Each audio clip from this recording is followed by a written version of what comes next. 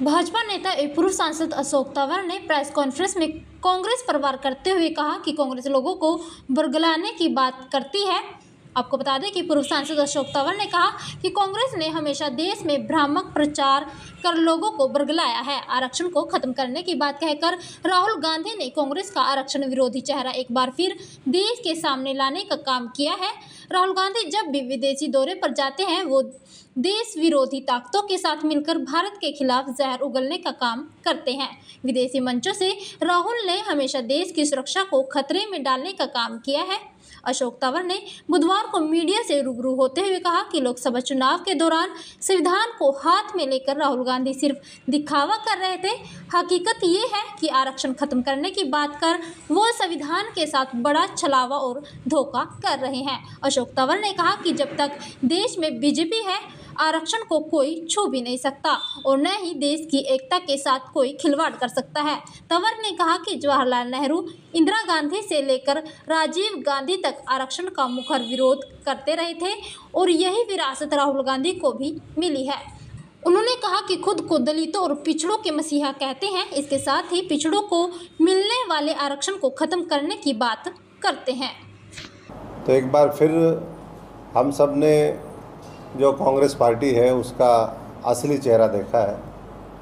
कल ही राहुल गांधी जी ने अमेरिका में वो गए हुए हैं, उन्होंने एक बात कही कि अगर हमें मौका मिलेगा तो हम आरक्षण को ख़त्म कर देंगे।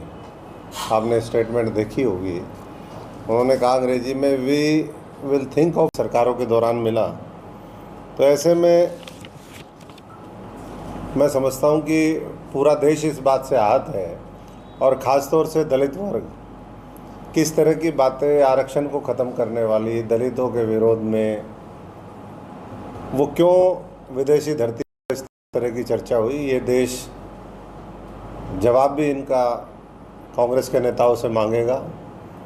और वोट की चोट के माध्यम से मैं समझता हूँ कि आने वाले चुनाव में हरियाणा के लोग भी और देश के लोग भी जब भी मौका मिलेगा, केवल संविधान को उठा करके लोगों को दिखा करके गुमराह करके वोट जो है बार बार हासिल नहीं किए जा सकते। वो उन्होंने कोशिश करी और लोगों को 400 पार, ये बातें देश में क्यों नहीं होती।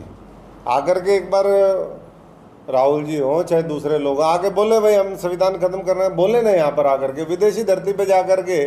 लेकिन आज तो पूरा दौर डिजिटल मीडिया का, तुरंत पता चल गया।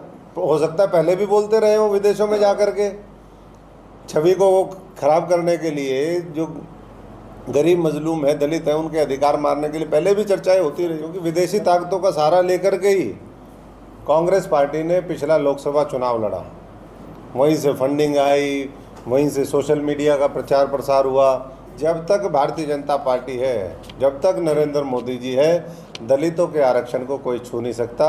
आरक्षण बरकरार रहेगा, चाहे विदेशी धरती पर जाकर के कोई ज़ोर ज़ोर से चिल्लाए, चाहे देश में चिल्लाए, और ऐसी ताकतों को सब लोग मिलकर के सबक सिखाएं।